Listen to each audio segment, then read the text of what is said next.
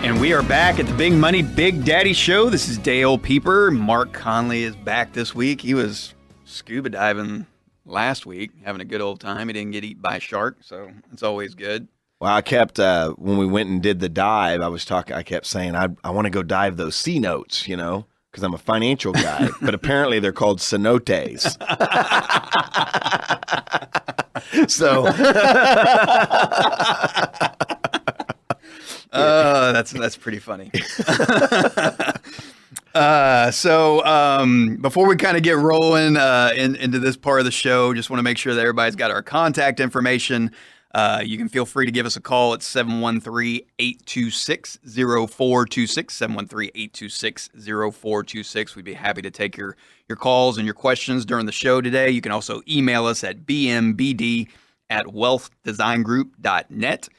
You can also text the word daddy to 72727, and that will send you the automated link to get registered for our next coaching event, which is coming up on August the 18th, which will be at Papacito's at 6:30 in the evening over at Memorial City. So we'll be having fajitas and margaritas, having a good old time. So kind of rolling into the next part of the show, we wrapped up the last segment talking about when you come into the first meeting, making sure we get everything entered into the software that we do online. And then once we start confirming all that data, we get into kind of the protection items that Mark talked about. When we do those three things, the first thing we always cover is protection first. Yep. And what do we mean by protection first?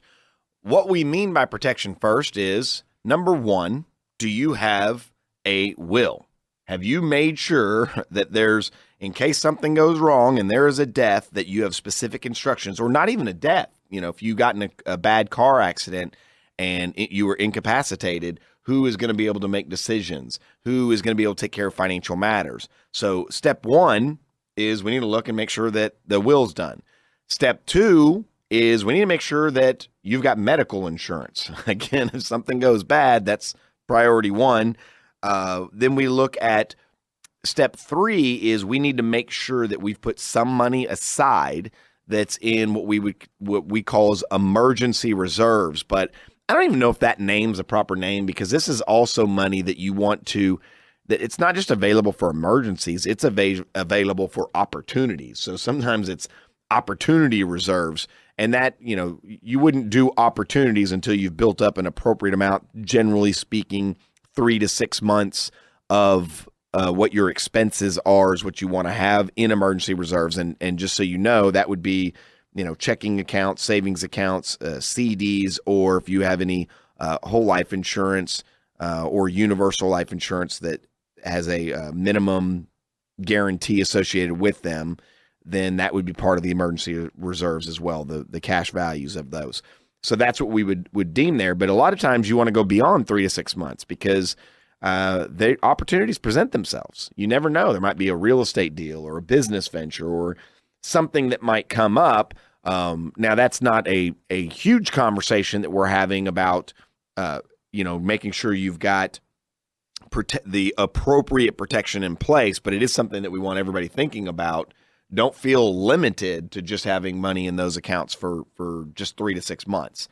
So we look at that, and then we look at the other areas of importance would be your property and casualty insurance. So that would be called like your car and your homeowner's insurance. Typically what we see most people, and it doesn't matter if we're talking about, someone that is just getting started, or maybe they're in their 40s, or maybe they're approaching retirement. This is really what we tend to see. They've got auto insurance and they got home insurance, and the protection amounts are normally pretty low. I mean, they might have like $100,000 of protection. And I always tell people, I'm like, driving the mean streets of Houston, you could get in a wreck and there could be just that much in property damage, let alone you hurt someone and they've got to have, life flight fly them out of there. You're going to be getting over those amounts very quickly. And the problem with that is once that that amount has been paid by the insurance carrier, guess who gets to pay any remaining costs that are there? You do. Well, that's a problem. So what we talk to people about is making sure that you've got an umbrella policy in place as well. And umbrella policy is just an umbrella because it sits over your auto and your home insurance as additional protection. So you could buy like $1 million umbrella, and now you got $1.1 million. Now I get it. When you buy something like that, there's an added cost, but if you actually, depending on who your insurance carrier is, it's normally not that much of a cost. And in fact, we always tell people, if you look at your car deductible, it might be $500. Well, you could raise that to $1,000, and that would lower your premiums, add the umbrella, which would bring it right back, and you'll generally be right around where you were anyways. And now you got $1.1 million of coverage instead of $100,000 of coverage. And the only thing you're risking is you might have to pay an extra $500 if you get in a wreck. So that's a simple move that we really do across the board for most people that they're not aware of that. So after we look at that, we're looking at the disability insurance.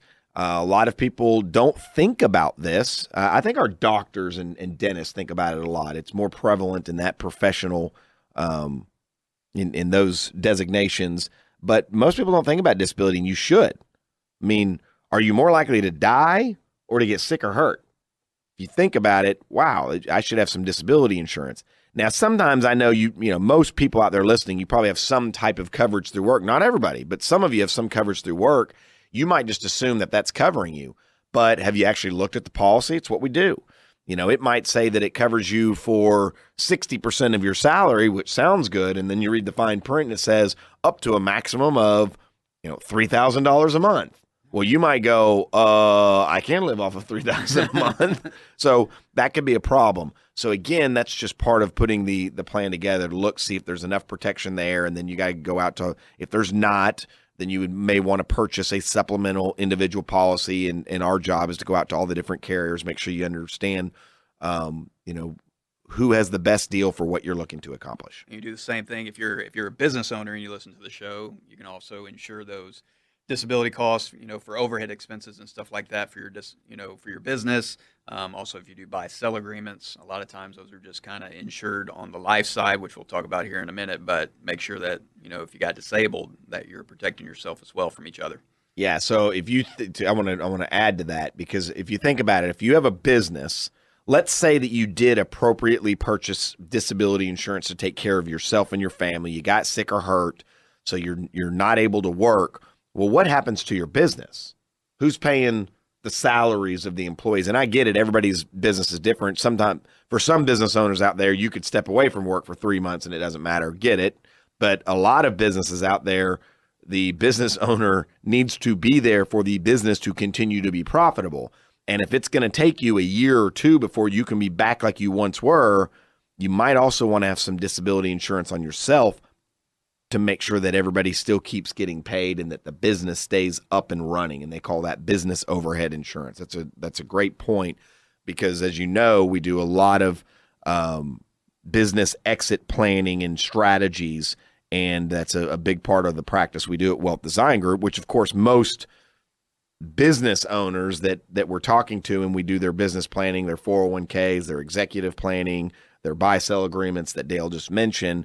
Well, we also normally do their individual personal plan, which is really kind of what we're covering at this moment. So, okay. The other type of insurance that we look at is long-term care. Now, this doesn't apply to, well, it always applies to everybody, I should say, but normally it's not going to be of a concern that needs to be addressed until you are actually getting closer and approaching retirement, because the good news is the doctors out there, they're keeping us all alive a lot longer. The bad news is they're keeping us alive a lot longer. And so, I know a lot of listeners out there. I know my family's had to deal with dementia, Alzheimer's, and caring for them is an issue. And it's not just a financial issue, because there's a lot of people out there that have the financial means to take care of their family. But it's also a question of, is that what you want to do from a dignity standpoint? Do you want to be helping out, your mom or your dad? Do you want your kids to be helping you out? Is that, something that you want to do? Well, a lot of people, no, they don't like that idea. So they'd rather there be insurance so that you can have a professional come in and help in the sad event that's what takes place. And long-term care, there's a couple different ways to go about it. If you have, and we'll talk about the life insurance element, but if you have life insurance, a lot of people now, some of the major companies out there, the good ones, offer a long-term care rider so that you actually have long-term care insurance, and it's way cheaper to do it inside of a life insurance policy than it is buying an individual policy. Some of the policies out there, it's not a rider for long-term care, but they'll actually allow you to access whatever the death benefit is on a life policy. So in other words, when I say death benefit, that's the amount that would be normally the proceeds that would be paid to your family upon your death, tax-free. However, you can access those while are alive on some policies to help with a long-term care situation. And so those are out there. The other avenue is just a traditional policy. Those, you pay the premiums, and if you have a claim, then, it's just like health insurance or car insurance, anything else. The problem we've got with those is they're kind of expensive. Yep. And there's no guarantee that those rates don't go up, but it is what it is. It's still, when you do a cost benefit analysis, they're still definitely worth it. And then the other type of strategy for some people, if they keep a lot of money just sitting in cash, it's not getting any return anyways. You can deposit that money with an insurance company, and they'll offer you long-term care insurance. And then in return, if you don't use it, they'll give your money back. So there's a couple different avenues. I'm obviously giving a very high level. There's a lot of details that go into that statement. So if that's something you're interested in, of course, you can just reach out to us and contact us. We'll go over that information here at the end of this segment, but we'd be happy to get you specifics on those things. So that brings us to life insurance. This is an area that it's really across the board as to what's needed. So life insurance, so let's discuss it from, if you're someone just getting started in your career, maybe you're not even married, no kids, what's the point of buying any life insurance? Well, you can make the argument there's none, because if there's no one depending on what you're going to earn and your income, you can make the argument you don't need any life insurance. Now, sometimes young people still get it because guess what? You're young, you're healthy, you're going to need it at some point in time. It's really cheap, and we don't normally get healthier as we get older, so you might still want to go ahead and get some. We see young people that want to do that quite a bit, or we have some people that are young that are making a considerable amount of money, and they actually want to buy a permanent life insurance contract so that there's it not only has the insurance element, but there's also they're building up reserves in a cash value part of the policy. I'm not going to go into explaining how all that works. We've done that on many of our shows, but that way they've got access to this money that's safe and secure for opportunities. Then you go to people that are maybe, they've been out working, married with kids. Well, there's the obvious one, right? You need life insurance because if something happens to you, your family still, if you have dreams for your family, as I always say, if you want your daughter to be able, to attend the wonderful school of, Texas A&M University, well, sometimes you look at how much life insurance someone has and you realize, oh, but if you're dead, then, the local JUCO is just fine with you because you don't have enough protection. And I'm going to make this easy. Take the amount of life insurance, whatever the death benefit is, the proceeds that will be paid, multiply that times 5%. So if you have a $1 million policy, if your family invested it in stocks, bonds, and mutual funds and got a 5% hypothetical rate of return, that'd be $50,000 a year. So if you're making $50,000 a year, you've got your family set. But if you're making $500,000 a year, what would be the nice way of wording that? And now I'm going to talk about life insurance when we look at people approaching retirement or in retirement, which is very interesting. We'll do that in the last segment.